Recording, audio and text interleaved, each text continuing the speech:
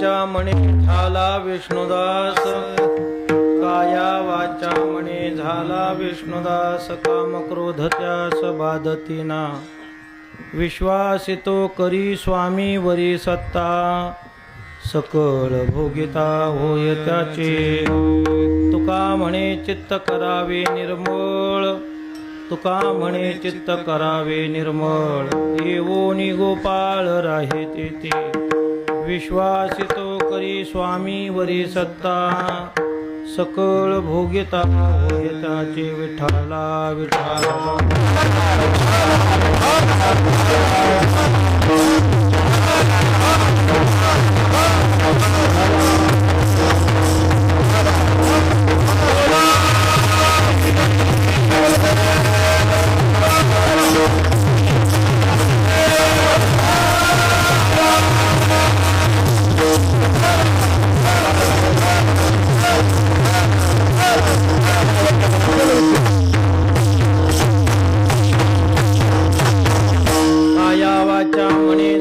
विष्णुदास, काम क्रोध त्यास बाधतीना, विश्वासितो करी स्वामी वरी सत्ता, सकळ भोगिता होय त्याचे, पांडुरंगा करू प्रथम नमन,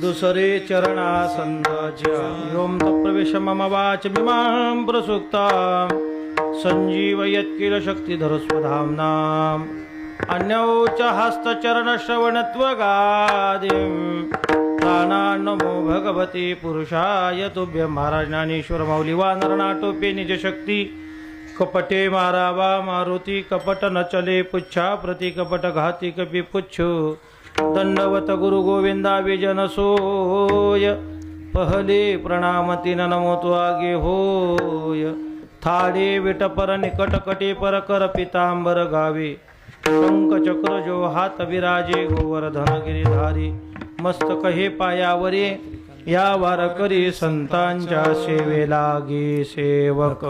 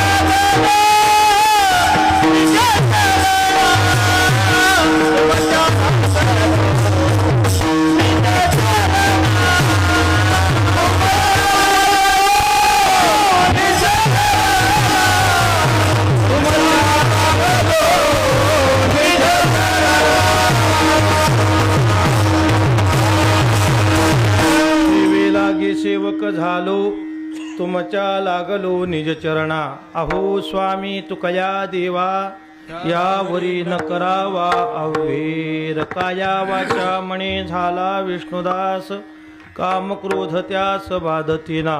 विश्वासितो करी स्वामी वरी सत्ता, सकळ भुगिता होय त्याचे. प्रस्तुत प्राप्त प्रसंगी कीर्तन रूपी सेवे करता म्हणजेच निरूपणाकरिता घेतलेला अभंग महान भगवत भक्त वैराग्य शिरोमणी देहू निवासी असणारा श्रीमंत श्री जगद्गुरु तुकोबरा यांचा 3 चरणाचा सर्वांच्या पाठातील सर्वांच्या परिचयाचा अभंग सेवेसाठी घेतलेला आहे. जगद्गुरु तुकोबरा या अभंगाच्या माध्यमातून साध्य साधन भाव सांगतात. साधन काय केल्यावर त्या साधनाचं फल काय मिळतं याचा पूर्ण घोष या अभंगामध्ये करतात. विठाला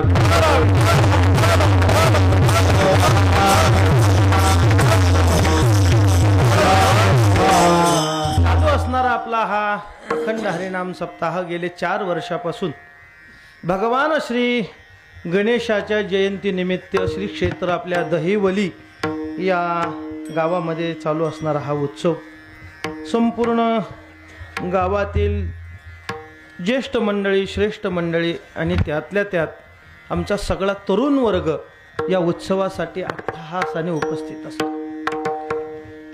खरं पाहायला गेलं तर मी पाठीमागं बोललोय, आता मागचंच वर्ष फक्त मी कीर्तनाला नाही आहे. बऱ्याच लोकांना माहिती न माहिती मला माहीत नाही, पण सप्ताह सुरू झाल्यापासून मागच्या वर्षीच माझा ॲक्सिडेंट झाला होता म्हणून मला येता आलं नाही, म्हणून नाही. पण मी त्या वर्षापासून सांगतोय, आमच्या महाराष्ट्रात जर सप्ताह करण्यासाठी जर कुणी विचारलं कसा करावा तर मी पहिल्यांदा नाव सांगत असतो की महाराष्ट्रात सप्ताह तुम्हाला करायचं आहे ना, तर त्या सप्त्याचं नियोजन कसं असावं हे जर पाहायचं असेल ना तर तुम्ही एक काम करा, दहिगवली गावातल्या सगळ्या तरुण मंडळीला जाऊन भेटा.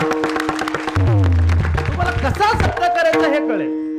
सप्ताह कसा करायचा आम्हाला आमचा आनंद आमच्या याच्यात आहे. तरुण मंडळी सगळे आमच्या बरोबर आहे, नाहीतर शक्यतो आमच्या नशिबाला सगळे दुखतंय खुब्यात. आणि सरपंच आहेत का? आहेत. पहिल्या वर्षी नाना आप्पा आपण त्यांना शब्द दिला होता, पहिल्या वर्षी कीर्तनात शब्द आपण त्यांना दिला होता की जर तरुण टाळकरी तयार होत असतील तर सप्ताह करूया, नाही तर नको. पण हे दिसलं, हे दिसायला लागलंय. म्हणजे काय माझा मुद्दा काय, आपण करण्याच्या पाठीमागचा उद्देश. तुम्ही सगळी मंडळी गावातील तरुण, कोणी मोठा नाही कोणी लहान नाही. तुकोबरांच्या उक्तीमध्ये या रे लहान थोर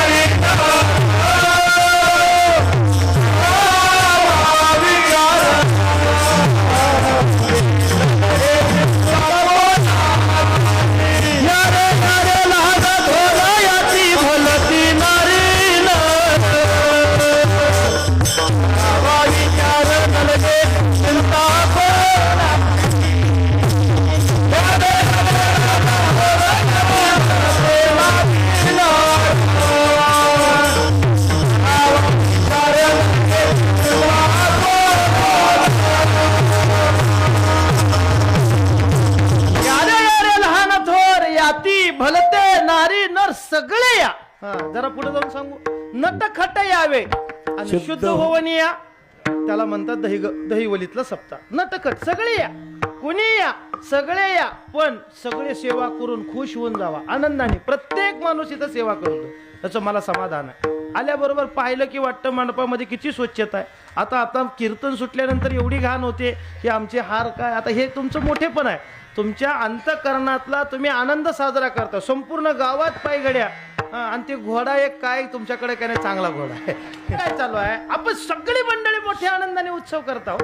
बरं कोणी नाही हो, कोण कोणत्या जातीचा, कोण काय, कुणाला काय घेणं देणं आहे ना. आपल्याला वारकरी संप्रदायामध्ये सगळे या याती भलते नारी नर सगळे घेऊन आपण काम करतोय. बरोबर, सगळे बारक्यातला बारका मुलगा सुद्धा. मी आता येताना थोडी परीक्षा पाहिली, आपल्या इथं हा चौक आहे गावाच्या बाहेर येताना इकडून, त्या चौकामध्ये एक मुलगा उभा होता माझ्याबरोबर, तिथं उभा होता, त्याने हात केला गाडीला. मी त्याला विचारलं, अरे दहिवलीला हाच रस्ता जायचा का?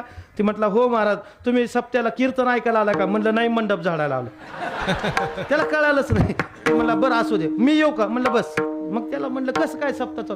काय म्हणला, महाराज या वर्षी लय वेगळंच केलंय म्हणला. मी म्हणलं वेगळंच काय केलं? म्हणलं काही नाही. म्हणला महाराज इतकी गर्दी, ती घोड्यावर दर वर्षी नुसतं घोड्यावर बसवून आणत होते, या वर्षी घोड्यावर बसणाऱ्याच्या डोक्यावर छत्री धरली. मी म्हणलं मग तुला काय वाटतं? म्हणजे काय नाही. म्हणलं चांगलं केलंय. म्हणलं आता ते असेल कुठंतरी बारका पोरगं, ते असेल बघा कुठं, त्याला विचारा कीर्तन सुटल्यावर तुम्ही. म्हणजे माझा मुद्दा ह्या बोलण्यातला भाव मला काय सांगायचा आहे, तुमचा आनंद आहे, तुम्ही हे अंतःकरणापासून करता. कोणतंही साधन करत असताना हे अंतःकरणापासून करावं. नाहीतर अनेक गावात आम्हाला रोज नियोजन करायची सवय आहे. आम्ही रोज पाहतो अनेक गावात ह्या वर्षी झालेला मोठा सप्ताह पुढच्या वर्षी होत नाही. लगेच ते म्हणतंय कोणतरी खट्याळ असतंय, मागच्या वर्षीचा हिशोब टाक, आणि त्यानं पट्टी फक्त 11 रुपये दिलेली असते, आणि फक्त पंक्तीला जेवायला आलेला असतो. तेच म्हणतो 11 रुपये, हा, पण तो म्हणतो हिशोब टाक. पण एक आनंद आहे, मी अजून हात जोडून तुम्हाला विनंती करतो, आम्ही सगळे पंढरपुरातले परंपरेचे फळ परंपरेचे लोक तुमच्या गावात येत आहेत. ह्याचं जर कारण जर कोण असेल तर वैकुंठवासी प्रातस्मरणीय नाना महाराज आहेत. आणि नाना महाराजांच्या पश्चात आज आप्पा म्हणजे आमचे माऊली महाराज आहेत. माझ्याकडे दर वर्षी माऊली महाराज येतात. महाराज हे काही करा, आप्पा म्हणतात महाराज हे सगळी नियोजन तुम्ही करा, हे महाराज तुम्ही सांगा, महाराजांना तुम्ही निमंत्रण सांगा, आमच्या गावात ते आले पाहिजेत. त्यांच्या पाठीमागचं भूमिका काय आहे की ही सगळी संत मंडळी इथं आणली पाहिजे. तर आमच्या गावाला या संत मंडळींचं पाऊल लागलं पाहिजे वारंवार. नको ते वारं लागण्यापेक्षा चांगलं वारं लागलेलं बरं. विठाला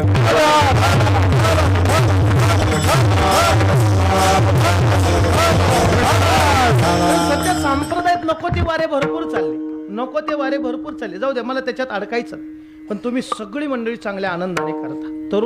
तरुण तडफदार सगळे मुलं महाराज सगळ्यात महत्वाचं मोठं दान करतात ते म्हणजे अन्नदानाचं करतात. या वर्षी तुम्हा सगळ्या दहिवली गावकऱ्यांचे जेवढे जिवंत लोक आहेत तेवढ्या सगळ्या जिवंत असणाऱ्या लोकांचं भाग्य.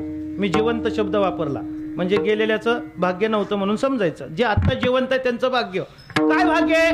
अरे ह्या वर्षी एवढा मोठा उत्सव होतोय, त्याच्या पाठीमाग किती कारण आहेत माहिती? पहिली गणेश जयंती, दुसरं ज्ञानोबारांचा किती वर्ष झाले ज्ञानोबारांना? 750. नामदेवरायला 675. म्हणजे किती आपण आनंद लुटतोय. किती एकाच उत्सवामध्ये अनेक संतांचा आपल्याला सुद्धा इथं सेवा करायला मिळते. बघा ज्ञानोबारांचा उत्सव, ज्ञानोबारांचा जन्म कधी आहे? ज्ञानोबारांचा जन्म श्रावण वद्य अष्टमीला आहे, म्हणजे कृष्ण जन्मादिवशी ज्ञानोबारांचा जन्म आहे. नामदेवरांचा जन्म कधी आहे? नामदेवरांचा जन्म कार्तिक शुद्ध एकादशीचा आहे. यांची समाधी कधी आहे? ज्ञानोबारांची समाधी कार्तिक वद्य त्रयोदशीला आहे. नामदेवरांची समाधी कधी आहे? आषाढ वद्य त्रयोदशीला समाधी आहे. पण हा वर्षभराच्या उत्सवामध्ये आज महाराष्ट्र नव्हे महाराष्ट्राच्या बाहेर या ज्ञानोबा तुकोबारांच्या नावाने हा मोठ्या सगळीकडे हा नामाचा गजर मोठ्या आनंदाने चालू आहे. पण महाराष्ट्रात चालू आहे असं नाही, आमच्या दहिवली सुद्धा तेवढ्याच ताकदीनं चालू. कमी नाही महाराज, तेवढीच ताकद आहे, तेवढाच सगळा उत्साह आहे. जसा पहिल्या वर्षी उत्साह लोकांमध्ये होता तसाच आजही उत्साह, आणि हा उत्साह टिकणं महत्वाचं असतं. आणि ह्याच्या पाठीमागं जर काय असेल तर आपल्या पाठीमागं आलेल्या घराण्यातल्या परंपरा, या घराण्यावरती तुमच्या या गावावरती जी परंपरा आहे ही सामान्य परंपरा नाही. कुणाची परंपरा आहे? वैकुंठवासी प्रातस्मरणीय धोंडपंत दादासाहेबांची परंपरा आहे. त्याच परंपरेतून वैकुंठवासी प्रातस्मरणीय नाना महाराज होऊन गेले. नाना महाराजांच्या समवेत आमच्या फडावरती नाना महाराजांचे अनेक वर्ष कार्यक्रम होत होते. पाहुणे संबंधही आमच्या फडावरच्या गावावरती आहेत, आपल्याला माहिती आहेत. अनेक वर्ष श्री गुरु माझे वडील विष्णू महाराज कबीर यांच्या समवेत नाना महाराजांचे आमचे कार्यक्रम भरपूर झाले. आणि आता आप्पाही एवढा सगळा मोठा उत्साह, खरं सांगू का, गावातला कीर्तनकार पैसे न घेता कीर्तन गावात करतो. हा फक्त जर महाराष्ट्रात कोणतं गाव असेल तर फक्त दैवली आहे. मी तुम्हाला मुद्दामून सांगतो ह्या गोष्टी. नाहीतर गावात तयार झालेला कलाकार गावातच पहिलं पाकिट मागतोय. माझा रोजचा अनुभव आहे, तुम्हाला किती आहे मला माहित नाही. तुम्ही माझ्या बरोबर फिरा, मी तुम्हाला दाखवतो. आणि त्या महाराजाला पाकिट नाही दिलं की ती महाराज पहिले 2 सप्ते करतो. त्यामुळे तुमच्यात एक चांगला आहे, महाराज पाकिट घेत नसल्यामुळे 2 व्हायचं कारणच नाही, कारण त्याची निरपेक्षता आहे. आणि खरं सांगू का, कोणतंही साधन करत असताना निरपेक्षता अंतःकरणामध्ये जर असेल तर ते साधन सिद्धीला जातं. विठाला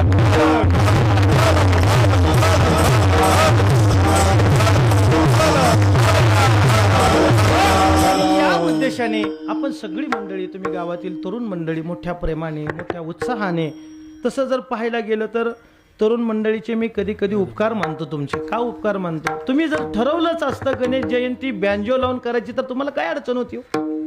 तुमच्या हातात आहे ना, पैसा तुम्ही गोळा करणार, खर्च करणारे तुम्ही आहे.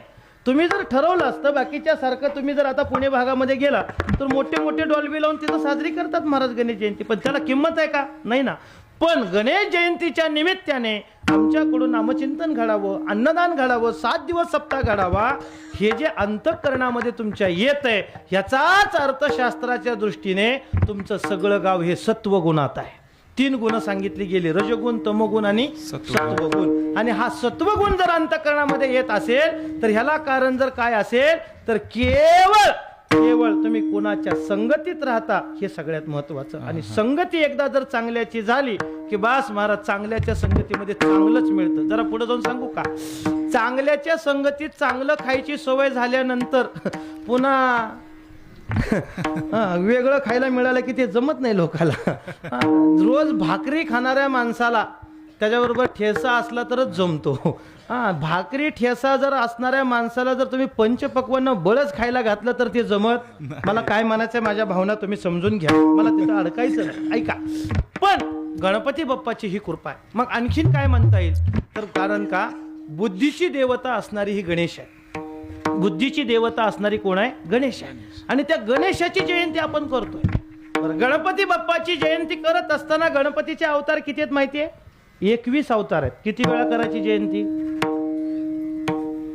21 अवतार आहे शास्त्रामध्ये, पुराणामध्ये 21 अवतार सांगितले. मग आपण प्रामुख्याने 2 अवतार गणेश जयंतीचे साजरे करतो, एक भाद्रपदात आणि एक माघ महिन्यात. माघ महिन्यात बरोबर आहे. भाद्रपदात आपण गणपती बसवतो ती जयंतीच आहे. गणपती 10 दिवसाचे जे बसवतो ती ही जन्मच आहे. 21 प्रकारचे अवतार गणपती बाप्पाचे आहेत. आणि त्याच्यातून आजचा हा माघ महिन्याचा हा उत्सव असतो. आणि त्या माघ महिन्याच्या उत्सवामध्ये आपण सगळी मंडळी ही सेवा करतो. ऐका, आता हे सेवा करत असताना साधना महत्वाची. सेवा या शब्दाचा अर्थ साधना. साधना साधना साधना म्हणजे काय? कारण या अभंगामध्ये तुकाराम महाराज साध्य साधन भाव सांगतात, असं मी सुरुवातीलाच तुम्हाला बोलून गेलो. साध्य साधन 2 शब्द महत्वाचे. साधन कशाला म्हणायचं आणि साधन साध्य म्हणजे काय? फल मिळणं या शब्दाचा अर्थ साध्य आहे आणि साधन म्हणजे केलेलं कर्म आहे. आता ऐका, 2 पद्धतीचं आपल्याला चिंतन करता येईल. मी सोपं बोलतो. आपण साधन साधन या शब्दाचं चिंतन करत असताना आता ऐका, तुम्हा सगळ्या लोकांना माझा आवाज स्पष्टपणे ऐकू येतोय, बरोबर आहे? एवढी गर्दी आहे, प्रचंड गर्दी, मंडप भरून लोक बाहेर बसलेले आहेत. गावाच्या परिसरामध्ये पंचकृषीपर्यंत आवाज माझा जातोय, बरोबर आहे? हा आवाज तिथपर्यंत पोहोचण्याचं काम कोण करतोय? हा माईक करतोय, बरोबर आहे? हा माईक करतोय. आता ऐका, माझा आवाज पोहोचवण्याचं काम जर हे माईक करत असेल तर आवाज पोहोचवण्याचं साधन काय आहे? माईक आहे, बरोबर आहे? मला बोलायचंय काय? साध्य आणि साधन, 2च मुद्दे मला सुरुवातीला बोलून पुढे जायचंय. ऐका, आता हे साधन माईक आहे. हे माईक नावाचं जे साधन आहे हे आपल्याला आता अवेलेबल असल्यामुळे माझा आवाज सगळ्यापर्यंत पोहोचतो, ह्याला मला साधन. मग तुकाराम महाराज, तुम्ही आम्हाला साध्य साधन भाव सांगता, मग साधन तरी आम्ही माणसाच्या जीवनामध्ये कोणतं करावं? पहिलं ऐका.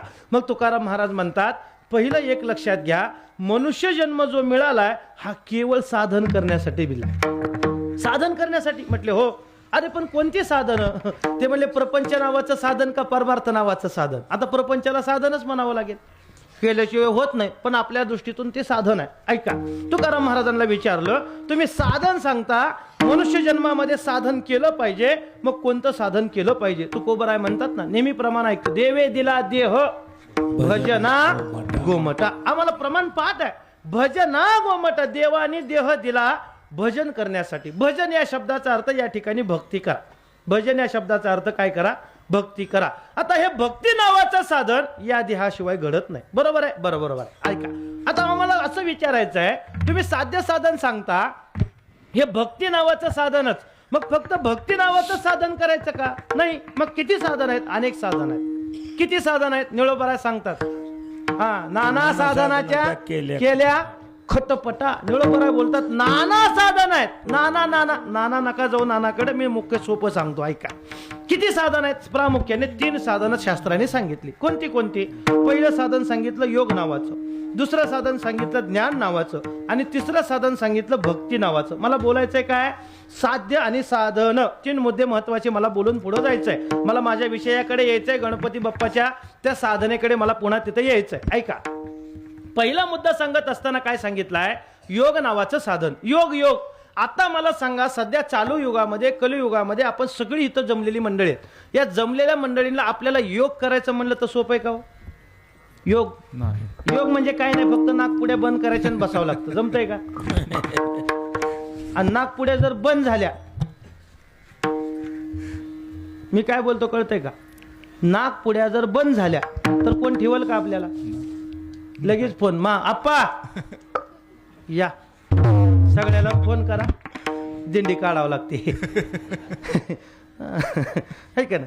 नागपुडी बंद झाली. मी काय मी एकदम सोप्या भाषेत बोलतोय, मी अवघड भाषेत बोलत नाही, तुम्हाला लक्षात येण्यासाठी बोलतोय. आणि सोपं काय एवढं बोलतो? कारण मला जाणीव कीर्तन सुटल्यावर तुम्ही जेवणार आहे.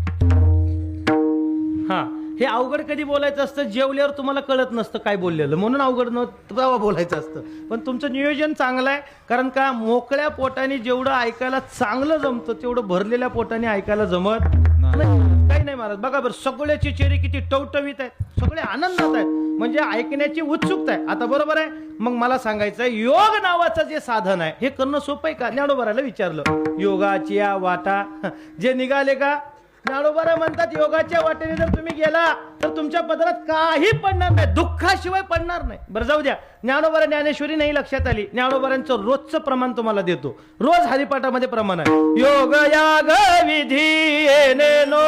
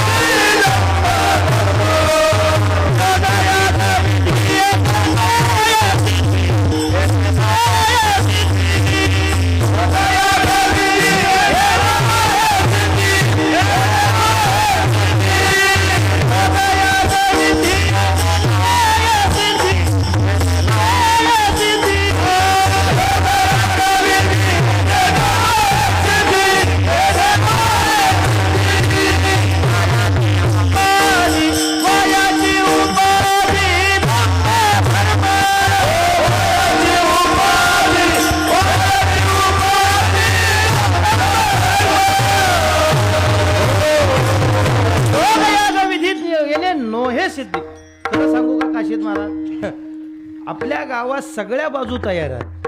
त्यामुळं आम्हाला कीर्तन करायला आनंद येतो. कीर्तन करायला कसं असतं, वक्त्याला फक्त ऐकणारीच लागतात असं नाही. वक्त्याला बोलत असताना कीर्तन करायला भजन करणारी चांगली लागतात.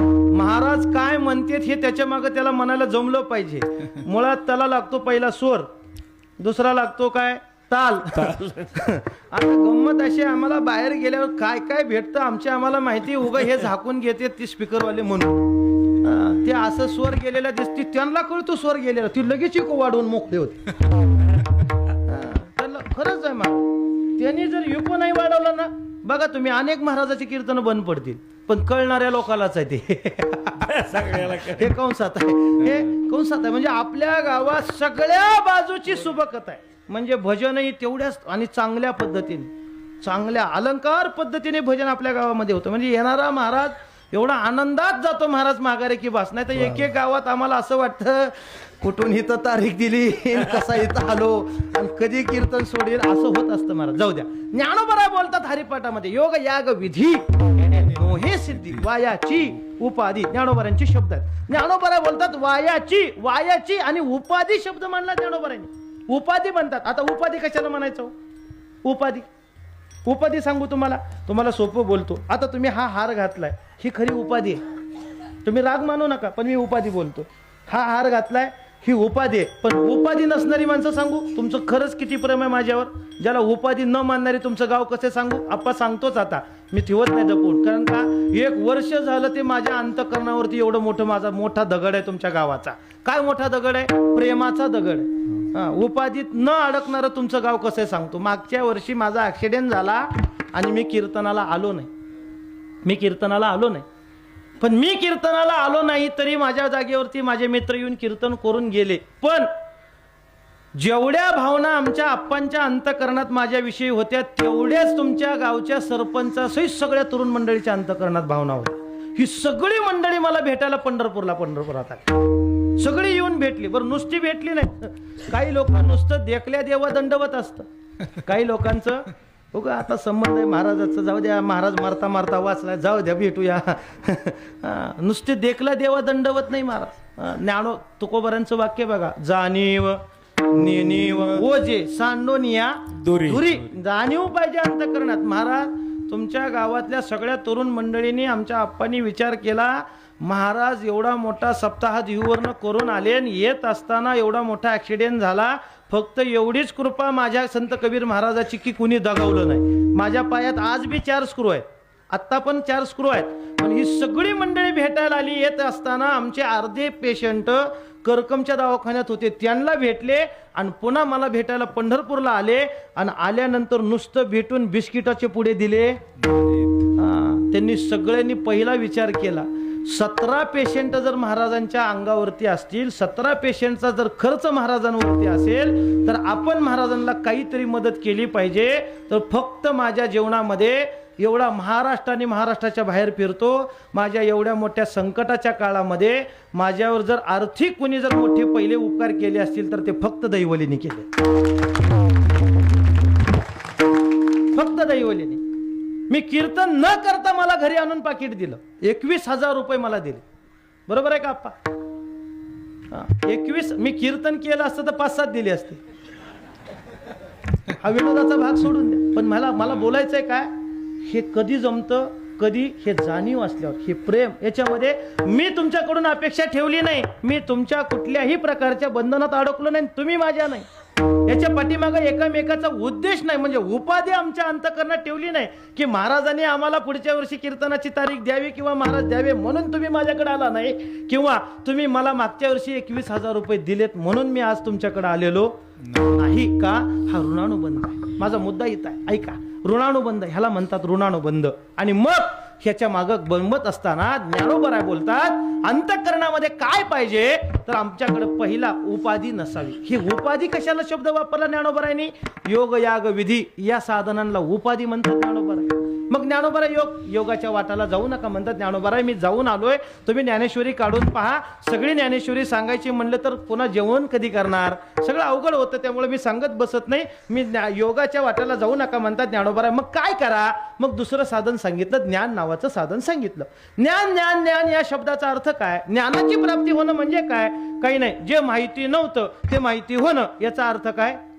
बरोबर आहे. जे कळालं नाही ते कळणं. या शब्दाचा अर्थ काय? ज्ञान. आता ऐका, ज्ञानाच्या बाबतीत बोलत असताना तत्वज्ञानाने असं सांगितलंय, जर तुम्हाला ज्ञान प्राप्त करून घ्यायचं असेल तर त्याला पायऱ्या आहेत. काय पायऱ्या आहेत? पहिली पायरी विवेकाचे, दुसरी पायरी वैराग्याचे, तिसरी पायरी शमदादी शतसंपत्ती. अशा एक एक पायरीवरून जावं लागतं आणि मग ज्ञानाची प्राप्ती होते. आता विवेक या शब्दाचा अर्थ काय?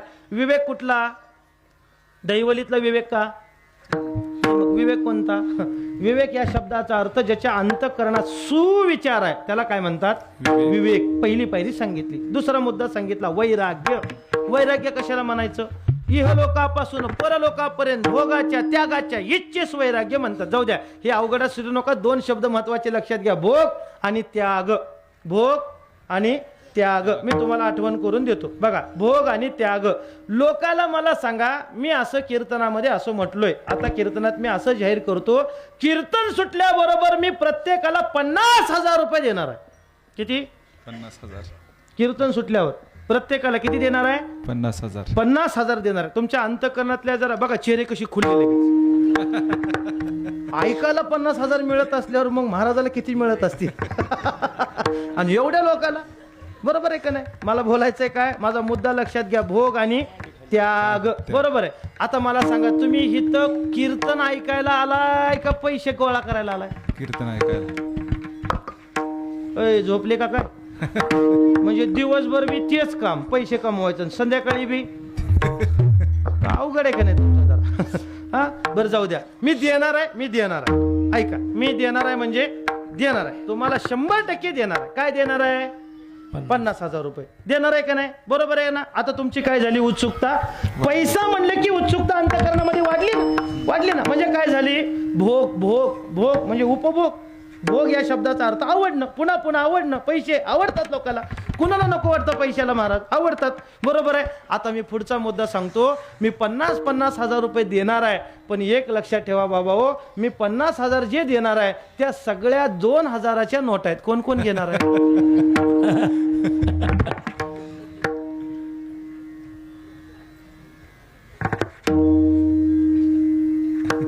नको? अहो खरंच आणलेत. मी गाडी भरून आणली. मी गाडी सुद्धा बदलून आलोय आज. तुम्हाला वाटायला म्हणजे, आणि ते तसलं काही इलेक्शनचे नाहीत, आपले वैयक्तिक पैसे. तुम्ही मनात तसलं बी काही आणू नका. सध्या ते वातावरण ते म्हणून म्हणलं महाराज तुम्ही कुणाचं तरी, तसलं काही नाही. आपल्याकडे 2,000च्या नोट आहेत आणि 50,000 रुपये सगळ्याला देणार आहे. कोण कोण घेणार आहे? अहो कीर्तन सुटल्या पाया पडायला सुद्धा कोणी येणार नाही. कारण त्यांना माहिती आहे ना, बारक्या बाळाला सुद्धा माहिती आहे काय 2,000ची नोट चालत नाही. ऐका, माझा मुद्दा एवढा आहे, भोग आणि त्याग. जोपर्यंत मी 50,000 हा शब्द वापरल्या बरोबर तुमच्या अंतःकरणात काय झाल्या? भावना बदलल्या. आणि त्याच 50,000विषयी आमच्या अंतःकरणात भावना बदलल्या का? 2,000ची नोट आहे. भोग आणि त्याग. आमच्या जीवनात त्याग करता आला पाहिजे. जी वस्तू आपली नाही, जर ती वस्तू आपली नसताना ती आपली नाहीच म्हणण्याची ताकद आपल्या अंतःकरणामध्ये पाहिजे. एवढ्या माणसामध्ये कुणीतरी म्हणायला पाहिजे होतं, महाराज तुम्ही पैसे द्यायचं काय कारण आहे? आमच्या गावात तुम्ही आला, आम्ही तुम्हाला दिले पाहिजे. ह्याला म्हणतात त्याग. विठाला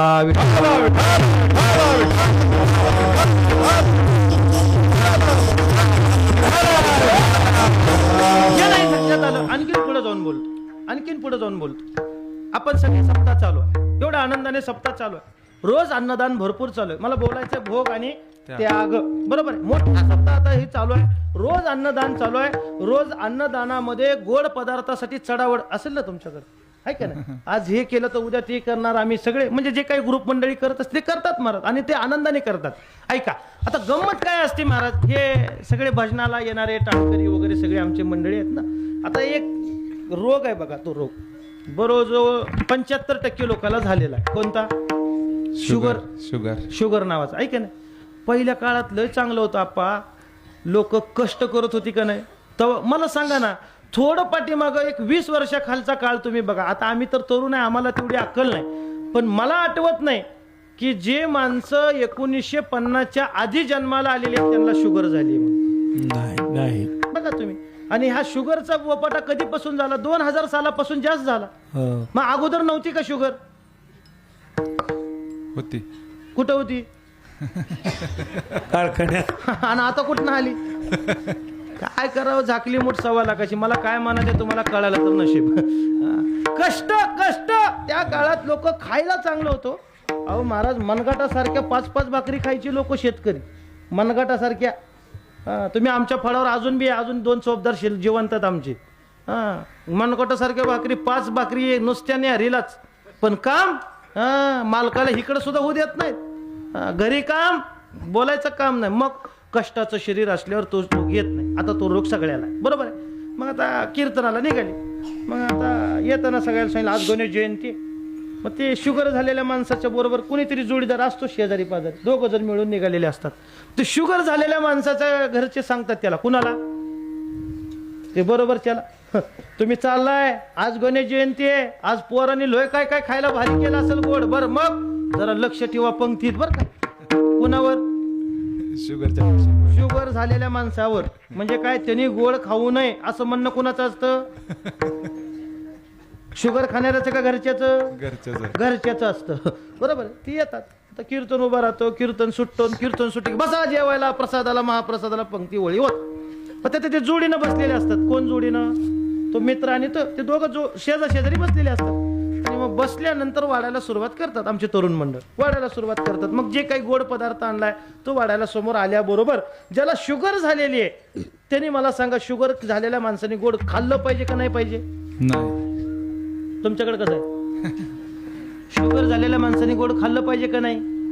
बरोबर आहे. आता तुम्हाला अजून एक गंमत सांगतो. शुगर झालेल्या माणसाला जेवढं गोड आवडतं तेवढं शुगर नसणाऱ्याला आवडत. बघा तुम्ही, हे खरंच आहे. बारकाई हे अभ्यास केला पाहिजे. आणि मग ते गोड वाढायला आलं आणि आल्याबरोबर काय झालं, ते वाढायला सुरुवात झाली. ते शुगर झालेल्या माणसाच्या ताटात वाढायला लागल्याबरोबर ते शेजारच्याला आठवण आली. घरच्या सांगितलं होतं ना काय, लक्ष ठेवा, गोड खाऊ देऊ नका. ती म्हणलं हे थांबा थांबा. ते वाढणाऱ्याला म्हणलं हे थांबा पोरं, ह्यांना वाढू नका. का? शुगर आहे शुगर आहे शुगर आहे. पण गंमत अशी झाली, मी कीर्तनात सांगितलं होतं ना, आज गणेश जयंती आहे, ज्ञानोबारांच्या जयंतीचा उत्सव आहे, नामदेवरांचा उत्सव आहे.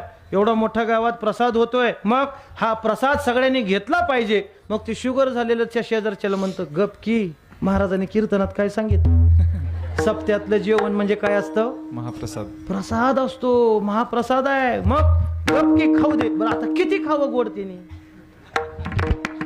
बरं, प्रसाद या शब्दाचा अर्थ काय माहितीये तुम्हाला? शास्त्राने या 3 चिमटीमध्ये आणि तळ हाताच्या भ्रूमध्यामध्ये जेवढा बसतो त्याला काय म्हणतात? प्रसाद. प्रसाद. महाराज गुलाबजामनाच्या 10-15 गोळ्या त्यांनी ताटात घेतल्या, कसा प्रसाद म्हणायचा?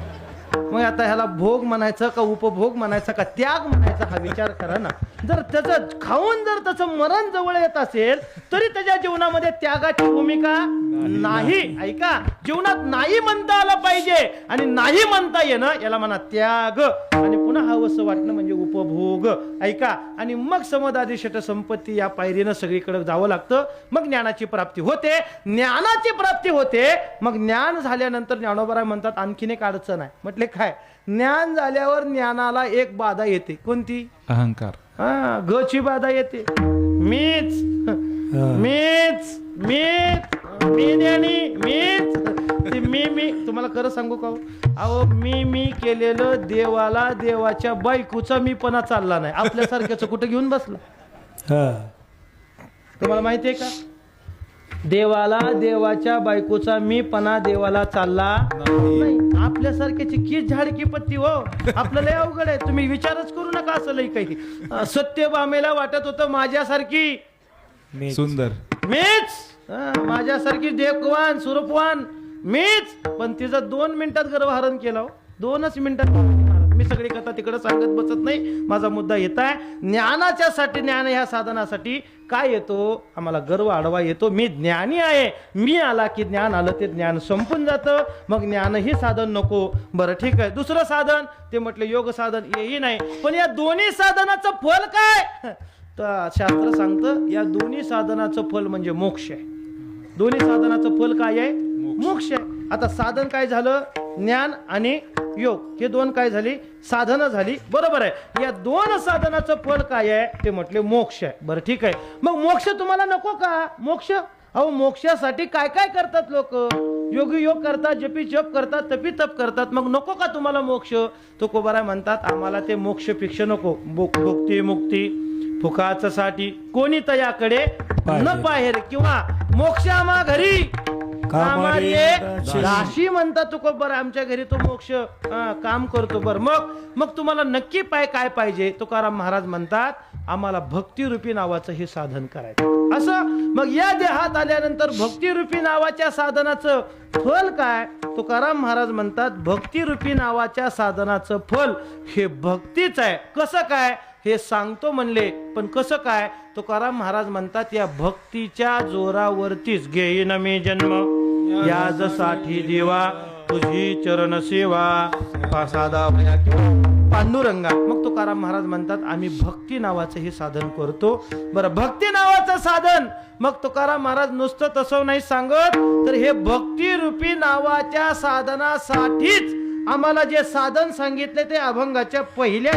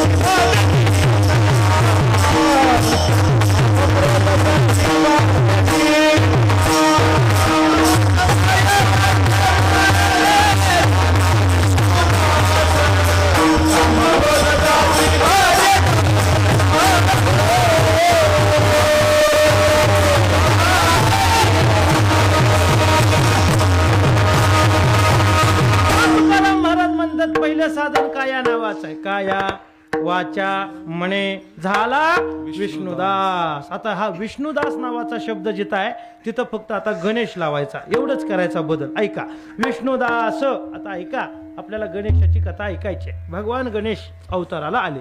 कसे आले, कसे येतात, काय असतं, हे गणेशाच्या अवताराच्या बाबतीत बोलत असताना तुकाराम महाराजांचा एक अभंग आहे. काय अभंग आहे?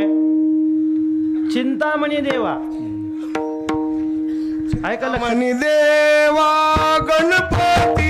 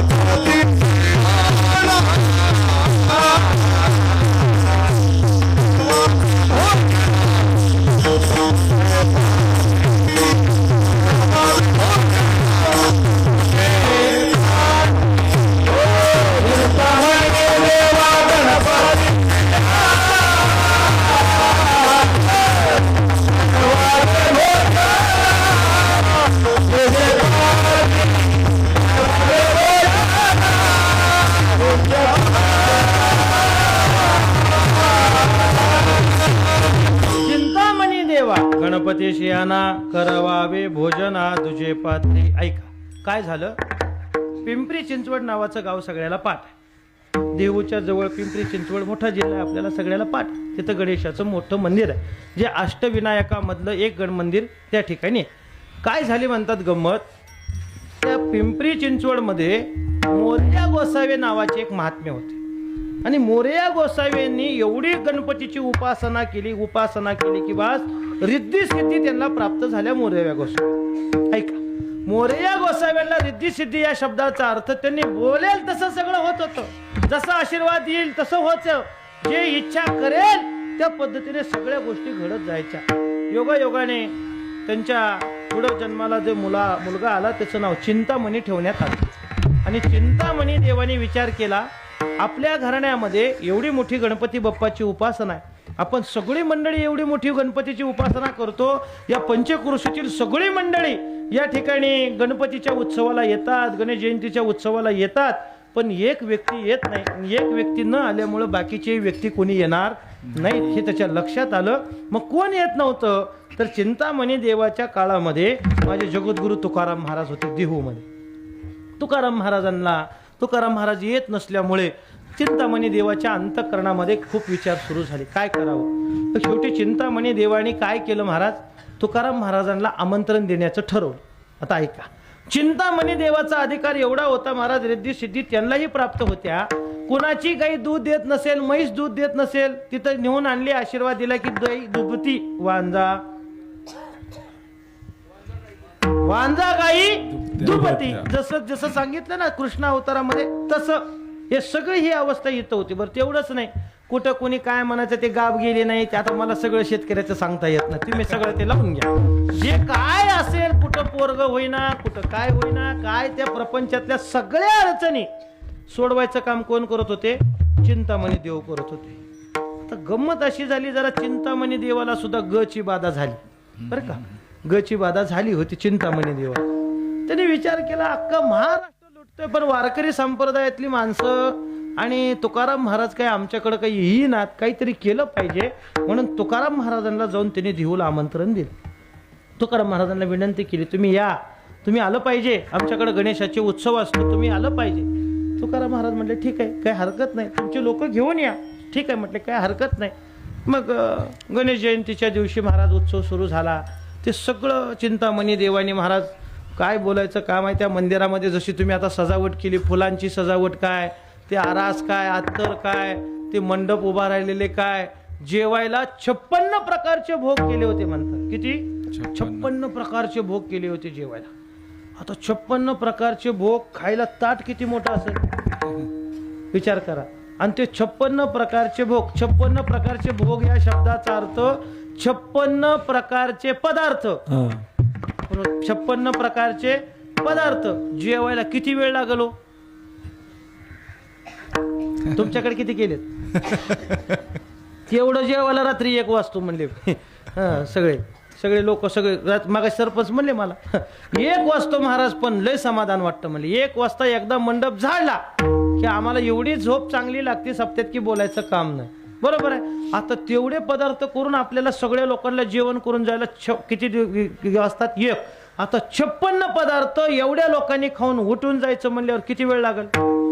56 प्रकारचे पदार्थ केलेले. बरं ठीक आहे. मग गणपतीची आराधना सुरू केली. आता ऐका, उपासना या शब्दाचा अर्थ आम्हाला पहिला कळायला पाहिजे. उपासना कशाला म्हणतात? उप आणि वास 2 शब्द महत्वाचे. उप या शब्दाचा अर्थ चांगला आणि वास म्हणजे राहणे. वसती म्हणजे राहणे. ऐका, उपवास. लोक उपवास करतात. कोणता करतात? एकादशीचा उपवास करतात, पण 4 टाइम चरतात. उपवास या शब्दाचा अर्थ खाणं नाही. उप या शब्दाचा अर्थ काय? राहणं. कुठं राहणं? चांगल्या विचाराने राहणं. चांगला विचार कशामध्ये? तर असं सांगितलं झालंय, महाराज तुकाराम महाराजांनी अभंग असे केलेत की आपण एकादशीच्या दिवशी जागर करावं असं सांगितलंय. जागर या शब्दाचा अर्थ काय केला पाहिजे? भजन, नामचिंतन केलं पाहिजे. बरोबर आहे. मग उप म्हणजे चांगलं आणि वास म्हणजे राहणे. ऐका, चांगला वास या शब्दाचा अर्थ चांगला असणाऱ्या परमात्म्याचं नामचिंतन करणं या शब्दाचा अर्थ उपवास. आता गणेशाची ती उपासना चालू होती महाराज. आता ते आरास केलेला एवढा मोठा सगळा मंदिरामध्ये घमघमाट सुटलेला, पूजा मांडलेली, पण यांच्या मनामध्ये फक्त तुकाराम महाराजच होते. कोणाच्या? चिंतामणी देवाच्या. चिंतामणी देव म्हटले तुकाराम महाराज येतील का नाही? आपण आमंत्रण दिले. बरं असं असतं महाराज, आमच्यासारख्या ठराविक लोकांना कुठेही येता येत नाही, कुठेही जमत नाही महाराज. तुम्ही म्हणला हॉटेलमध्ये, आता रस्त्याला लोक भेटतात आम्हाला, महाराज चला चहा पाचतो, अल्ला का एवढा रस्त्यावर यायला येडाय होय महाराज. लोक आमच्या पाया पडतील का पुन्हा? ते धाब्यावर जाऊन चहा पिणारी महाराज वेगळे आहेत. आमचं त्याचं नाही जमत बाबा, त्याचं वेगळं आहे. आम्हाला कुठे तुझ्या घरी ने चहा पितो, तुझा चहा पितो, जेवण करतो, पण वारकरी पाहिजे ना. कुणाच्याही कसं काही जमेल? तुकाराम महाराज येतील का नाही मनामध्ये चिंता. कुणाच्या? चिंतामणी देवाची. चिंतामणी देवाने पूजा सुरुवात केली गणेशाची. बराच वेळ पूजा. मग ते दधस्नानम काय, दूधस्नानम काय, शर्करा स्नानम काय, हे सगळं सुरुवात झाली महाराज. मंत्रघोष सुरुवात झाले, पुराणिकता सगळ्या गोष्टी सुरू झाल्या. पूजा झाली. ते सगळं गणपती बाप्पाला ते फुलं वेगवेगळे आणले होते म्हणतात. अनेक वेगवेगळे प्रकारची फुलं आणली होती. ते सगळे गणपतीला फुलं व्हायला सुरुवात झाली आणि मानसिक नावाची पूजा सुरुवात त्यांनी केली. म्हणजे पूजा झाल्यानंतर डोळे झाकून देवाची उपासना करावी लागते, ती मानसिकता. बघा तुम्ही, कधी कधी आपण घरामध्ये सत्यनारायण करताना आपल्याला भटजी बुवा सांगतात हात जोडा आणि डोळे झाका आणि काय करा. त्याने सांगायचं ना आपण करायचं, पण काय करायचं हेच माहित नसतं. डोळे झाका म्हणले की झाकायचं, हात जोडा म्हणलं की जोडायचं. अरे हात जोडून डोळे झाकायला सांगितले की त्याने आपल्याला असं सांगितलंय की मानसिक उपासना करा. म्हणजे काय? मनापासून तुम्ही देवाच्या जवळ जावा. आता ते मानसिक उपासना सुरुवात झाली महाराज. आणि मानसिक उपासना सुरू झाल्याबरोबर गंमत काय झाली? ती उपासना करता करता डोळ्यामध्ये ते स्वरूप त्या गणपती बाप्पाचं पाहत असताना, त्या मूर्तीचं पाहत असताना, त्या मूर्तीवरती जे काही हार घातले होते ते सगळे हार असे पाहत पाहत, फुलं पाहत पाहत खालीपर्यंत आले. म्हणजे ते उपासना करत असताना पायाच्या नखापासून देवाच्या केसापर्यंत सगळं स्वरूप निहाळावं लागतं आणि ते निहाळायचं काम चालू होतं. आणि योगायोगाने काय झालं? गणपती बाप्पाच्या गळ्यामधल्या हारामध्ये काय झालं? एक शिळं फूल होतं. शिळं फूल म्हणजे सुकलेलं फूल होतं. ते सुकलेलं फूल त्याने पाहिलं चिंतामणी देवाने. चिंतामणी देवाच्या मनामध्ये क्रोध आला. अरे माळ्याला एवढे पैसे आपण देतोय आणि माळ्याने सुकलेलं फूल गणपती बाप्पाच्या गळ्यामध्ये घालायला दिलं. राग आला. मग त्यांच्या मनामध्ये विचार सुरू झाला. आता गणपती सुटला, मनात कोण आला? माळ्या. आता माळ्याला हे झालं की बाहेर गेलं की काय करावं लागेल? बोलावं लागेल, त्याला बजावं लागेल. इथल्या गावातल्या माळ्याचा विचार करू नका, मी तिथल्या सांगतोय. तुम्ही इकडे बघू नका, मी चिंतामणी देवाचं सांगायला लागलोय. मी माळ्याला सांगितलं पाहिजे, बजावलं पाहिजे. तुला पैसे देतोय आम्ही, काही चिचुकी देत नाही. मग तू चांगले फुलं दिले पाहिजेत. बरोबर आहे? ऐका. आणि हे मनामध्ये विचार करायला तुकाराम महाराजांची एंट्री यायला लागली. तुकाराम महाराज येऊन बसले, ती पूजा वगैरे झाली, आरती सुरुवात झाली. आरती सुरुवात झाल्यानंतर चिंतामणी देवा बाहेर आले आणि आरती द्यायला लागले. तुकाराम महाराजांना पाहिल्याबरोबर चिंतामणी देवानी लोकांचा विचार सोडून दिला, गणपतीचा विचार सोडून दिला आणि मग विचारलं, का हो तुकाराम महाराज, केव्हापासून मी वाट पाहते, तुम्ही कधी आलात म्हणल्याबरोबर तुकाराम महाराजांनी त्याला उत्तर दिलेलं हे महत्वाचं आहे, अंडरलाईन करून ठेवा. तुकाराम महाराज म्हणतात, चिंतामणी देवा मी कधी आलो सांगू, तुम्ही ज्या वेळेस मानसिक उपासना करत होता, देवाचं स्वरूप तुम्ही निहाळत होता, त्या देवाच्या स्वरूपावरती घातलेला जो हार आहे, त्या हाराचं फुल सुकलेलं दिसल्यावर त्या माळ्याला तुम्ही काय शिव्या द्यायच्या हे मनामध्ये चिंतन जेव्हा करत होता तेव्हाच मी इथं आलो होतो. त्याला म्हणतात तो कोबा. चिंतामणी देव म्हणले, हे जरा केस अवघड दिसते, ते आपल्यापेक्षा पुढची स्टेप आहे, म्हणजे आपण अवघड झालंय आपलं. ठीक आहे म्हणजे काय हरकत नाही. मग झालं, सगळी आरती वगैरे झाली, म्हणजे आता जेवायला बसायचं. आता चिंतामणी देव म्हणजे मुख्य ना, त्यांचं काय बोला, ऐश्वर सगळं, बरं सगळी सत्ता त्यांची ना तिथं. त्यामुळं त्यांनी सगळ्या लोकांना सांगितलं, सगळ्याची पानं खाली करा आणि वरची बाजूला 2 पानं करा, एका बाजूला तुकाराम महाराज आणि एका बाजूला माझं, आमच्या दोघांचं पान असं सगळ्या लोकांच्या समोर करा, बाकीची लोक खाली बसा, उंच आसनावरती आमच्या दोघांना पान करा, जेवायचं ताट वाढा. बरं ठीक आहे म्हणजे काय हरकत नाही. मग चिंतामणी देव आत निघून गेले आणि तुकाराम महाराज तिथंच होते. ते पान वाढायला सुरुवात झाली, दोघांची पानं वाढली. ते पानं वाढणाऱ्याला तुकाराम महाराज म्हणले, अजून एक पान मांडा इथं शेजारी. आता तो सेवक होता, त्याला तुकाराम महाराजांना विचारायचा अधिकार नव्हता ना कोणासाठी म्हणून. त्यांनी मांडा म्हणल्याबरोबर 3रं पान मांडून ठेवलं. 3रं पान मांडलं महाराज, सगळं झालं, वाढून झालं आणि चिंतामणी देव आले, त्या ताटावरती बसायला लागले. आणि बसत असताना त्यांनी विचारलं तुकाराम महाराजांना, का रे हे 3रं ताट कोणी केलं? म्हटले तुकाराम महाराजांनी सांगितलं. तुकाराम महाराजांना विचारलं, का महाराज हे 3रं ताट कोणासाठी आहे? तुकाराम महाराज म्हणतात, अहो मला सांगा ना, हा एवढा मोठा उत्सव तुम्ही कुणाच्या नावाने करताय? म्हटले गणपतीच्या नावाने करताय. आज गणपतीचा उत्सव करताय, गणपतीचा प्रसाद सगळ्यांना मिळाला पाहिजे का नाही? बरोबर आहे ना? मग तो गणपतीचा प्रसाद कधी मिळेल? ज्या वेळेस तुम्ही गणपती बाप्पाला इथं जेवायला बोलवचाल त्याच वेळेस मिळेल. म्हणून हे गणपती बाप्पासाठी 3रं ताट केलंय. 3रं ताट जे वाढले ते कुणासाठी? गणपती बाप्पासाठी वाढले. मग तुम्ही आता जावा आणि गणपती बाप्पाला बोलवून आणा आणि या ताटावरती जेवायला बसवा. गणपती बाप्पा जेवले की हा सगळा प्रसाद होऊन जाईल आणि सगळ्याला तो डोळ्याला पाहायला मिळेल. आणि दुसरी गोष्ट, जे गणपती बाप्पा तुम्हाला एकट्याला दिसतात, तुमच्या एकट्याला जे प्राप्त झालेत ते या सगळ्या जनसमुदायाला काय होईल? प्राप्त होतील. त्याच अभंगामध्ये पुढं लगेच आपली विनम्रता महाराज निर्माण केली. कुणी? चिंतामणी देवानी. आणि चिंतामणी देवानी सांगितलं, तुकोबाराय माझ्याकडे वेळ कमी आहे, कारण का 8:40 झालेत. तुकाराम महाराजांना त्यांनी सांगितलं की कारण नंतर जेवण लय लोकांचे कीर्तन सुटल्यावर मग तुकाराम महाराज म्हटले, काय झालंय, तुम्ही गणपतीला बोलवा म्हणता खरं, पण गंमत काय झाली, जो माझा 3 लोकांमध्ये लौकिक झालेला आहे, रिद्धी सिद्धीच्या प्राप्तीच्या मुळे मला गची बाधा झाल्यामुळे आता गणपती बाप्पा जरी माझे असले तरी मला गणपती बाप्पांना बोलवायला येत नाही का? गणपती बाप्पा माझ्या बोलवल्याने येणार नाहीत. कशामुळे?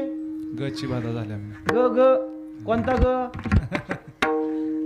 हा ग कुठं असतो? ग मीच सप्ताह करतो, मीच पंगत करतो, मीच मंडप झाडतो. तू मी म्हणलं की संपला, ती ग आला. मी नाही, आपण सगळं करतो आणि आपण सगळ्यांनी केलं पाहिजे. मी पहिल्या वर्षी एक वाक्य वापरलं होतं सगळ्या तरुण मंडळीच्या वतीनं. सगळे तरुण मंडळी नियोजन करायला, मीच एक तरुण, मी सुद्धा हा तरुण, मी तुमच्याच गावातला आहे, फक्त या तरुण मंडळातल्या पोरांना बोलायला इथं येत नाही, म्हणून तुमच्या वतीनं मी इथं उभा राहिलोय. ऐका वाक्य लक्षात बघा. माझ्याकडं जर वर्षीचं लिहिलेली टिपणं असतात. कीर्तन केल्यावर मी टिपण लिहायची माझी सवय आहे. मी कीर्तनाच्या आधी टिपण कधी करत नाही. मी काय कीर्तन केलंय ही मला लिहिण्याची सवय आहे. म्हणजे पुढच्या वर्षी त्या गावात गेल्यावर काय सांगायचं हे मला मग ठरवायला येतं. ऐका. आणि मग गची बाधा झाल्यामुळे मला गणपती बाप्पाला बोलवता येणार नाही, तेवढा माझा ताकद म्हणजे माझा अधिकार तेवढा राहिला नाही. असं बरं ठीक आहे. मग जरा चिंतामणी देवा थोडा राग येतोच ना. ते म्हणले जाऊ द्या माझ्या गणपतीचं, तुम्ही तुमच्या पांडुरंगाला तरी बोलवा ना. आम्ही गणपतीचे उपासक, तुम्ही पांडुरंगाचे उपासक. तुकाराम महाराज म्हटले, हो बघा तिथं पांडुरंगाचा विषय नाही, पांडुरंगाला बोलवायला अवघड नाही, पांडुरंगालाही बोलवेल, पण मुळात इथं गणपती पाहिजेत का? उत्सव कुणाचा आहे? गणपतीचा आहे. तुम्ही गणपतीला बोलवा असं म्हटल्यानंतर त्यांच्या लक्षात आलं. शेवटी तुकाराम महाराजांच्या चरणावरती नतमस्तक झाले. कोण? चिंतामणी देव. आणि चिंतामणी देवाने तुकाराम महाराजांना सांगितलं, महाराज आता तुम्हीच याच्यातून मला सोडवा. मग तुकाराम महाराज बघा विनयतेनं काय बोलतात. तुकाराम महाराजांची भाषा काय आहे? तुकाराम महाराज म्हटले नाही तिथं की मी गणपतीला बोलवतो. मग तुकाराम महाराज त्या अभंगामध्ये असं बोलतात की आता ऐका, गणपतीला बोलवतो पण कसं? तुमच्या सेवेच्या बळावरती मी गणपती बाप्पा. तुका मन देवा तुमच्या सुखद तुका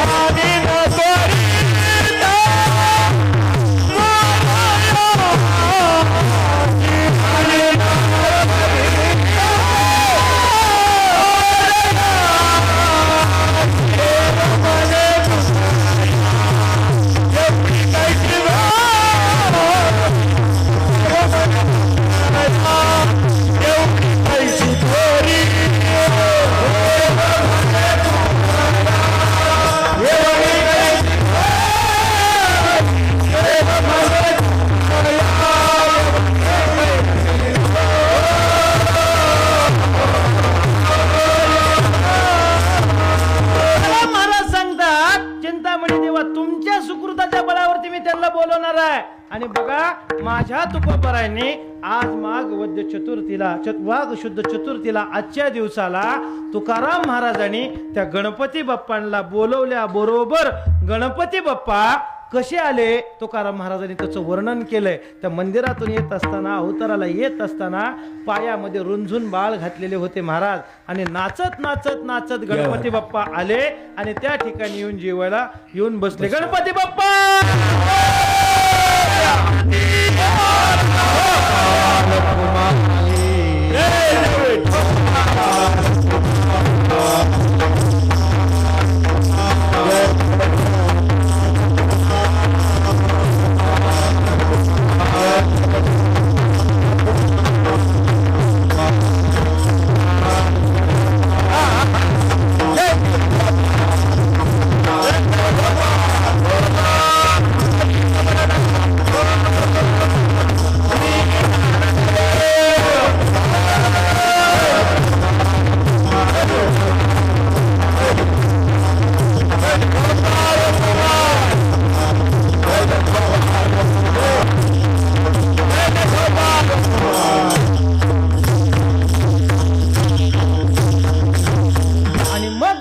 बाप्पाला माझ्या तुकाराम महाराजांनी त्या ठिकाणी जेवायला बसवलं. मग गणपती बाप्पाला एकट्यालाच तुकाराम महाराजांनी बोलवलं नाही तर तुकाराम महाराजांनी पांडुरंगालाही बोलवलं आणि पांडुरंगाचं आणि गणपती बाप्पाचं त्या सगळ्या भक्तजनांना एकदम दर्शन जर कुणी दिलं असेल तर केवळ माझ्या तुकाराम महाराजांनी. हे कशाच्या बळावर दिलं? काया वाचा मने झाला विष्णुदास, विष्णूचा दास झालं. कायेनं वाचेनं त्यांनी दास्यत्व पत्करलं. बरं नुसतं दास्यत्व पत्करलं नाही, त्या दास्यत्वाच्या भावामध्ये आमच्या सगळ्यात महत्वाचा जो लागतो आमच्या अधिष्ठानावर आमचा विश्वास लागतो. अभंगाच्या दुसऱ्या विश्वासे जो करी स्वामीवरी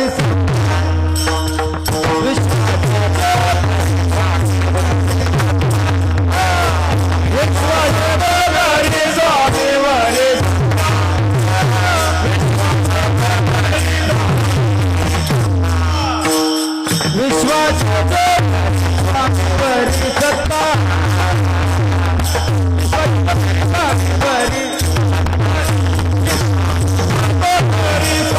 स्वामीवरी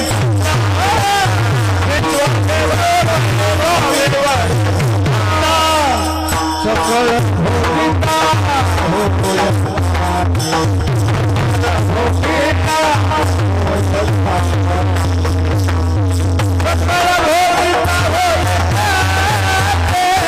विश्वास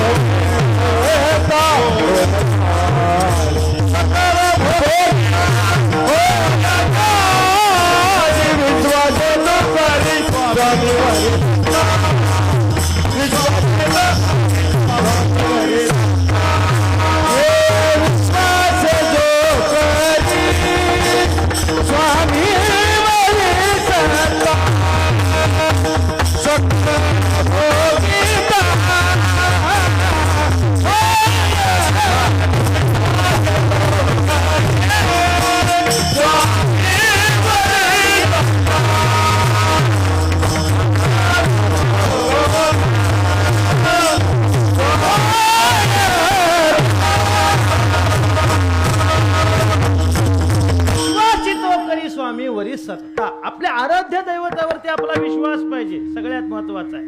विश्वास सगळ्यात महत्वाचा आहे. आणि खरं सांगू का, तुकाराम महाराजांचा विश्वास पांडुरंगावरती होता म्हणूनच गणपती बाप्पाला तिथे येऊन बसावं लागलं. तुकाराम महाराजांचा विश्वास जर देवावरती नसताना तर काय खरं हो, कसा काय गणपती बाप्पा आला? बरं, गणपती बाप्पा सामान्य नाही ना, बापाच्या लग्नात सुद्धा गणपतीची पूजा होती. माहिती का तुम्हाला? सांगू का, आता लय घड्याळ पुढे चाललं. माझं सगळं लक्ष स्वयंपाकाकडे. ते सरपंच हळूच म्हणतात वर का की महाराज उद्या का आहे का, जाऊ द्या का, खरं का, बघा ना तर काठी घेऊन पुन्हा मागा लागताल. मी पहिलाच मोडलेला आहे. विश्वास सगळ्यात महत्वाचा आहे. विश्वास, कधीही विश्वास महत्वाचा लागतो. तुम्ही कोणतीही गोष्ट करा, कोणतं साधन करा, कोणत्या दैवताला शरण जा, पण विश्वासाने जा. तुम्हाला याला उदाहरण देऊ का? मी मोठं उदाहरण देतो. आत्ताच आम्ही अयोध्येवरून आलो. आमच्या फडाचा सप्ताह म्हणजे काल मी 18 तारखेला इथं आलो. जवळजवळ 350 लोक आम्ही 7 ट्रॅव्हल्स घेऊन 17-18 दिवस आम्ही खूप आनंद लुटला महाराज रामायणात अयोध्येमध्ये. विश्वासाच्या संबंधाने बोलायचं झालं तर रामायणामध्ये चला, मला बोलायचं काय, विश्वास. ऐका काय झालं त्यावेळेस राम आणि रावणाचं युद्ध सुरुवात झाली. मला बोलायचं काय, विश्वास कसा असतो बघा. राम आणि रावणाचं युद्ध सुरुवात झाल्याबरोबर त्या रावणाला आणखीन 2 भाऊ होते. कोण? अहिरावण आणि महिरावण. अहिरावण महिरावणाने विचार केला की आपल्याला रामाशी युद्ध करायचं, लक्ष्मणाशी युद्ध करायचं म्हणल्यावर ताकद पाहिजे, शक्ती पाहिजे, मग आपण उपासना केली पाहिजे. त्यांनी एका देवीची उपासना केली म्हणतात. ऐक, उपासना केल्यानंतर देवी प्रसन्न होते. आता देवी कशी लवकर प्रसन्न होते मला अजून तरी काही घोळ कळायला. देवी लगेच प्रसन्न होते. जाऊ द्या, ती प्रसन्न झाली. त्यांना काही ताकद द्यायची, काही शक्ती द्यायची ती देवीने दिली. आता ती देवी प्रसन्न झाली की मग देवीला काय लागतं? तुमच्याकडे आहे का नाही? बांधावरची देवी, हा रस्त्यावरची भरपूर देवी असतील ना, आहे का नाही? आता ते कुठं लिहिले, काय लिहिले मला अजून तरी पुरावा गावलेला नाही. जाऊ द्या, देवी प्रसन्न झाली म्हणले की त्या देवीला बळी द्यावा लागतो. आई रावण मैरावणाने विचार केला, देवीचा आशीर्वाद मिळाला आपल्याला. बरं, मग आता देवीच्या आशीर्वादाच्या बळावरतीच आपण देवीला जे बळी द्यायचे ते बळी कोण द्यायचे? राम लक्ष्मणच द्यायचे. बघा तुकाराम महाराजांचं प्रमाण आहे, राम लक्ष्मण नेले आणले चोरून. हा, तुकाराम महाराज स्पष्ट सांगतात, रामायणामध्ये खूप सुंदर वर्णन केले. मग पाताळातून गेले, राम लक्ष्मणजीला चोरून आणलं आणि त्या देवीच्या मंदिराच्या वरती विवरावरच्या तिथं नेऊन उभा केला. ऐका, तिथं नेलं. मग ते आता ती देवी प्रसन्न झाल्यावर मग ते लगेच बळी द्यायचे नसतात, त्याला बी आधी विधी असतात म्हणतात. काय काय आपल्याला माहित नाही, पण ते नाथ महाराजांनी सांगितलंय. मग ते पूजा वगैरे सगळी करायला लागले. मग ते ददस्नानम दुदस काय ते असेल ते सगळं उरकायला सुरुवात झाली. आणि तेवढ्यामध्ये इकडं मारुती राहिला, आपल्या खोलीत काही करमे ना, मारुती राय एकटेच होते. ते म्हणजे चला अजून कीर्तन सुटायला 10 मिनिटं वेळ चौकदारांनी वाढवून दिलाय, म्हणजे जरा फिरून येऊ. निघाले. गेले महाराज. मग रामप्रभूजीच्या त्या कुटीची जरा बेल वाजवली, म्हणजे खोलीची बेल वाजवली. तर दरवाजा कुणी उघडेच ना. मग मारुतीराय म्हणले काहीतरी घोळ आहे. पण दरवाजा ढकलला, आत जाऊन बघितलं. आत जाऊन पाहता तर आत कोणच नाही म्हटल्यानंतर मग मारुतीरायने डोळे झाकले. आता ऐका, रामप्रभू कोण आहेत? मालक आहेत. रामप्रभू हे कोण आहेत? भगवान आहेत. आणि मारुतीराय कोण आहेत? सेवक आहेत. हे दोन मुद्दे लक्षात ठेवा. मारुतीराय हे सेवक आहेत, मारुतीराय हे दास आहेत, रामप्रभू हे मालक आहेत, भगवान आहेत. आता ऐका, आणि मग मारुतीरायने डोळे झाकल्याबरोबर मारुतीरायच्या लक्षात आलं की रामप्रभू आणि लक्ष्मणजी कुठे गेले महाराज. डायरेक्ट त्या देवीच्या मंदिरात जाऊन उभा आहे. देवी त्या सिंहासनावरती उभी होती. देवीनं मारुतीरायला पाहिल्याबरोबर देवीने हात जोडले. मारुतीरायला विचारलं, मारुतीराय काय इकडे उगा आमच्या पोटावर पाय द्यायला आलाय? चाललंय आमचं बरं, तुम्हाला बघू नका, कसं काय तुम्ही इकडे आलात, वाट चुकलात? मारुतीराय म्हणतात, अगं देवी आई, मी आलो खरं तुझ्याकडं, पण मी तुझ्यासाठी नाही आलो. कारण का, तुझ्याकडं आमचा बापच आधी वर आलाय, त्यामुळे आम्ही आता तुझ्याकडे आलो. असं? ठीक आहे. मग मारुतीरायने त्या देवीला बाजूला केलं आणि त्या देवीच्या जागेवरती सिंहासनावरती मारुतीराय उभा राहिले. मग मारुतीरायने सिंदूर वगैरे पाचला, देवीचं स्वरूप धारण केलं आणि मारुतीराय तिथं उभं राहिले. तोपर्यंत ह्यांचं चालू होतं दधस्नानम, दूधस्नानम, शर्करा स्नानम. मग ते 56 प्रकारचे भोग म्हणून सांगितले ना, त्याच्यामध्ये मग काजू काय, बदाम काय, चारोळे काय, पिस्ता काय. तोंडाला पाणी सोडू नका, हे सगळं देवाला आणावं लागतंय. या पूजेत असते तेव्हा कुठं पूजा होत असते. आणि तुम्हाला बघायचं असलं तर या आमच्या मठात, आमच्या कबीर महाराजांची पूजा बघायला या, पांडुरंगाची पूजा बघायला बघा या. सगळं कसं असतं महाराज, सागर संगीत असतं ते सगळं, ऐका. आणि मग ते सगळं सुरू झालं. लाभरे बरकतरे, ते पूजा वर्ण करायची होती ना, खाली विवरात होती देवी. ते सगळं झालं. सगळं झाल्यावर मारुतीराय रूपी देवी बोलायला लागली. कुणाला? त्या भक्ताला. हे भक्ता, तुझ्या सेवेवरती मी खुश आहे, आनंदित आहे. आता एक काम कर, तुझे बळी द्यायला आणलेस ना, ते बळी काय कर, तर ते बळी वर न देता ते बळी जिवंत आत सोड. बळी जिवंत आत त्या मंदिरामध्ये सोड, असं म्हटले. बरोबर आहे. आता ऐका, मला बोलायचंय काय, विश्वासितो करी स्वामीवरी सत्ता. माझा मुद्दा महत्वाचा काय, स्वामी कोण आहेत? रामप्रभू आहेत. बरोबर आहे. हनुमंतराय कोण आहेत? दास आहेत, सेवक आहेत. आता मारुतीराय रूपी देवी बोलते त्या भक्ताला, कोणत्या आत सोडलं. आत सोडल्याबरोबर मारुतीराय तिथं सिंहासनावर होते आणि मारुतीरायकडे महाराज रामप्रभूंनी पाहिल्याबरोबर मारुतीराय रूपी देवी बोलायला लागली. कारण मारुतीरायने देवीचं रूप धारण केलेलं ना. मारुतीराय रूपी देवी बोलायला लागली, बोल रामा, आता तुझा वध होणार आहे, तुझा बळी जाणार आहे. तुझी काय शेवटची इच्छा आहे? काय तुझ्या मनात आहे? काय बोल, तुझ्या मनात काय इच्छा आहे? हे कोण बोलतंय? मारुतीराय रूपी देवी प्रभू रामचंद्राला बोलतेय. असं बोलायला लागल्याबरोबर मारुतीराय रूपी देवीनं काय तुझी इच्छा आहे, काय तुझ्या मनात आहे असं म्हटल्याबरोबर मला सांगा, जगाचा मालक असणारा भगवान श्रीराम आहेत. मालक असणारा, सगळी सत्ता त्याच्या हातात आहे. वृक्षाचे पान हाले ज्याची सत्ता, असा असणारा तो भगवंत आहे. पण त्या भगवंतावरती संकट आल्यावर त्या भगवंताच्या तोंडात कुणाचं नाव यावं? पटकन मारुतीराय रामप्रभू म्हणले, देवी तू इथं टळाटळ एवढी बोलायला लागलीस खरं ग, पण हिथं जर माझा मारुती असता ना, मग मी तुला दाखवलं असतं. ह्याला म्हणतात विश्वास.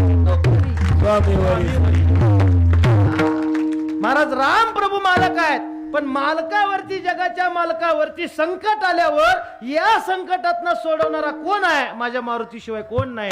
हा विश्वास आहे. आणि दुसरा मुद्दा, मारुतीरायचा जेवढा विश्वास माझ्या रामप्रभूवरती होता तेवढा नव्हता दुसऱ्यावर. महाराज रामप्रभू मारुतीरायच्या जीवनामध्ये फक्त रामच होता, दुसरं काही नव्हतं महाराज, काही नव्हतं. हा विश्वासितो करी स्वामीवरी सत्ता. पटकन मारुतीरायने देवीचं रूप टाकून दिलं, रामप्रभूच्या चरणावरती नतमस्तक झाले. म्हणून साधनावरती आणि आपल्या अधिष्ठानावरती आपला काय पाहिजे? विश्वास पाहिजे. विश्वासितो करी स्वामीवरी सत्ता, सकळ भोगिता होय त्याचे. तो परमात्मा एकदा त्याच्यावर विश्वास ठेवला, तुम्ही गणपती बाप्पावर एकदा विश्वास ठेवला की तुम्हाला तो गणपती बाप्पा सगळं ऐश्वर्य भोगायला देईल. कोणत्या कोणत्या प्रकारचं ऐश्वर्य देईल? गणपती बाप्पाचं पहिलं काम आहे बुद्धिमत्ता. काय काम आहे? बुद्धी देवता आहे गणपती बाप्पा. पहिली बुद्धी तुम्हाला चांगली देईल, आणि जर बुद्धी चांगली मिळाली तर बाकी सगळं जीवन तुमचं कृतार्थ होऊन जाईल. जीवन कृतार्थ व्हायचं असेल तर तुम्हाला सगळ्यात महत्वाची काय पाहिजे? चांगली बुद्धी पाहिजे. बुद्धी या शब्दाचा अर्थ चांगला विचार पाहिजे. आणि चांगला विचार अंतःकरणात निर्माण होण्यासाठी आम्हाला चांगलं काय मिळालं पाहिजे? अन्न मिळालं पाहिजे. अन्न चांगलं मिळालं तर विचार चांगले होतात. विचार चांगले असले तर बुद्धी चांगली राहते. आणि बुद्धी चांगली ज्या दिवशी राहील त्या दिवशी ओळखून घ्यायचं आपल्यावरती गणपती बाप्पाची कृपा आहे. विश्वासितो करी स्वामीवरी सत्ता. नुसती सत्ता नाही, सकळ भोगिता होय त्याचे. तो परमात्मा सगळं आपलं ऐश्वर्य काय करतो?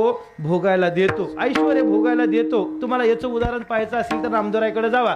दिवाळीच्या सणामध्ये ज्या वेळेस सण दिवाळीचा आला, नामाला ओळाशी गेला वगैरे वगैरे सगळं पहा. आणि मग नामदेवरायांनी गोनाईने सांगितलं नामदेवाला, नामदेवा उद्या दिवाळीचा सण आहे, नरक चतुर्दशी आहे. सकाळी लवकर उठायचं, गरम पाण्याने स्नान आंघोळ उठणं वगैरे लावायचं, खायला भरपूर काय काय केलंय. मग नामदेवराय म्हणतात, आई हे सगळं करतो पण माझ्या देवाला घेऊन येऊस का?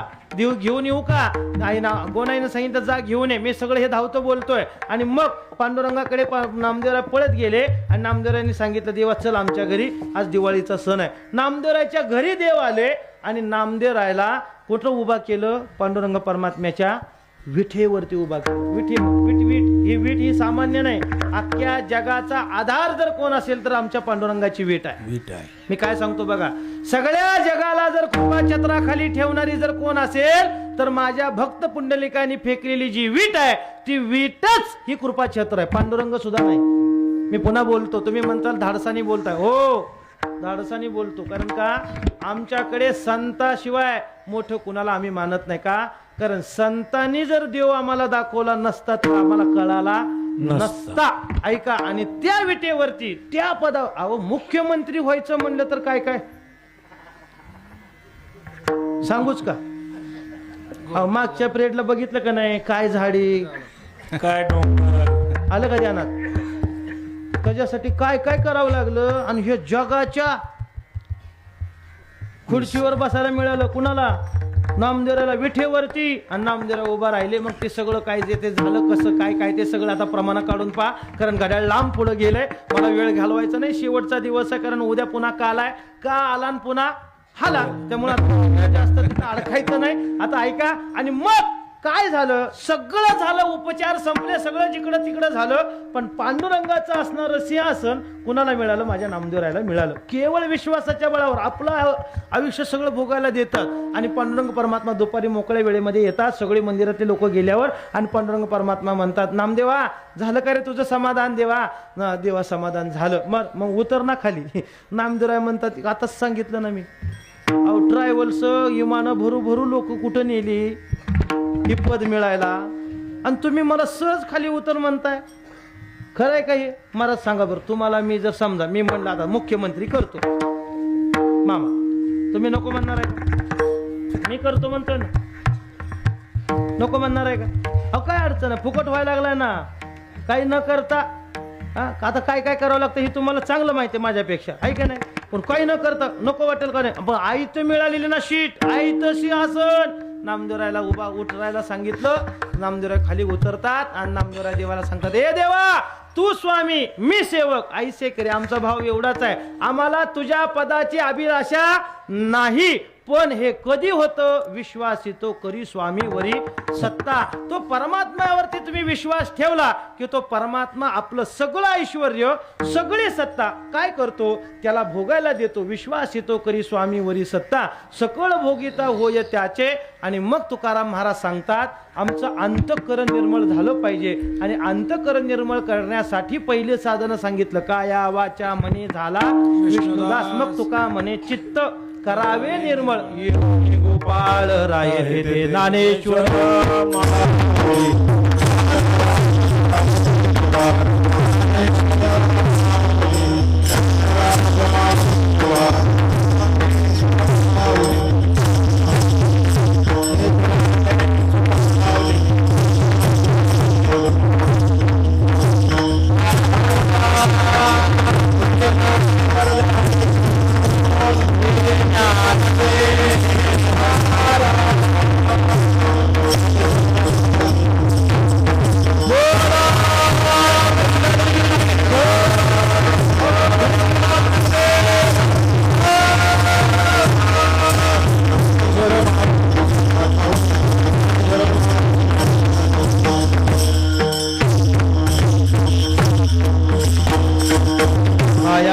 राजा म्हणे झाला विष्णुदास काम क्रोध त्यास बाधतेना विश्वास दो करी स्वामीवरी सत्ता सकळ भोगिता होय त्याचे. आपण आपल्या या आजच्या चिंतनातून एवढंच विचार अंतःकरणामध्ये घेतला पाहिजे.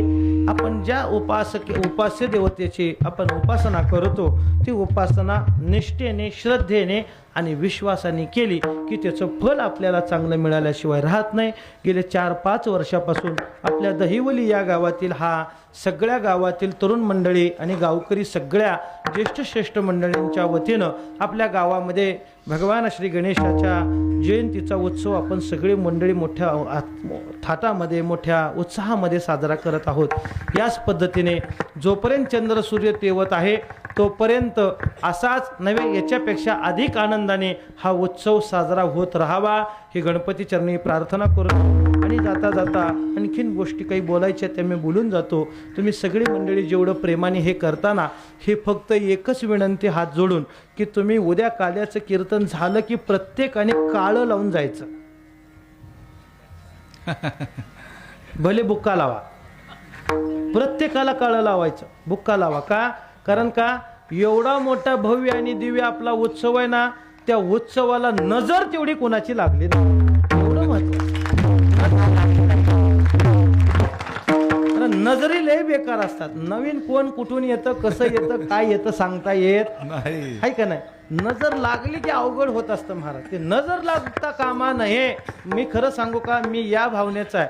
थोडे परी निरे तुकाराम महाराजांचं वाक्य आहे. मी तुकाराम महाराजांच्या शब्दाने जगणारा माणूस आहे. थोडं असावं, आमचं थोडं आहे, आमच्या पुरतं आहे, पण आमचा आनंद घेण्या भरपूर आम्हाला एवढ्यात आमचा आनंद आहे. पण ते कसं असावं, निर म्हणजे चांगलं राहावं. आणि चांगलं राहायचं असेल तर आम्हाला काजळ नावाची म्हणजे बुक्का नावाची ती काजळी लावल्याशिवाय हे आता चांगलं राहू शकणार नाही. एवढं लक्षात ठेवा. कारण का एवढा दिव्य आणि सुंदर भव्य अंतःकरणापासून तुम्ही सगळी मंडळी सेवा करत आहात. जाता जाता सगळ्या या ठिकाणी टाळकरी मंडळी असतील, गुणीजन मंडळी असतील, 2-2 हाताने पकवाज वाजवणारे आहेत. 2 हाताने वाजवतात दोघंही महाराज एवढे सुंदर वाजवतात. म्हणजे हे सगळं आपल्या या पंचक्रोशीतील हे आपलं वैभव आहे. गायन करणारी मंडळी आहेत. तुम्ही सगळी प्रेमाने ही सेवा करतात.